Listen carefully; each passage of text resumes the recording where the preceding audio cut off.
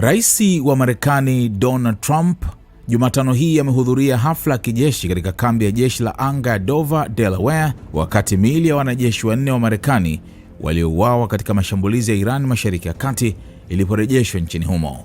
Miili ya wanajeshi hao iliwasili ikiwa ndani ya majeneza yaliyofunikwa kwa bendera Marekani katika hafla inayojulikana kama Dignified Transfer inayofanyika kuwaenzi wanajeshi waliofariki wakiwa katika majukumu nje ya nchi. Trump akiwa amevaa suti ya rangi ya bluu na tai nyekundu alisimama kwa heshima karibu na eneo la ndege na kutoa salamu ya kijeshi wakati makundi ya wanajeshi 7 yalipobeba kila jeneza kutoka ndani ya ndege. Majeneza hayo yalishushwa moja baada ya jingine na kuwekwa ndani ya magari mawili yaliyokuwa yakisubiri, huku ndugu wa marehemu wakitazama kutoka umbali mfupi. Familia hizo zilikuwa zimewasili kambini kwa msafara wa magari. Akizungumza kabla ya kuelekea katika hafla hiyo, Trump alisema kuipokea miili ya wanajeshi waliofariki ni miongoni mwa majukumu magumu zaidi kwa rais.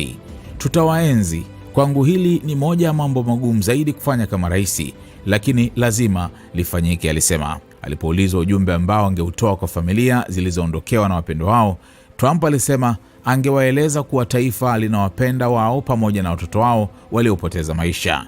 Nitakachosema ni kwamba tunawapenda, tunampenda mtoto wenu kwa sababu kwao hao ni watoto wao. Hakuna mchezo wala jambo jingine, Trump alisema.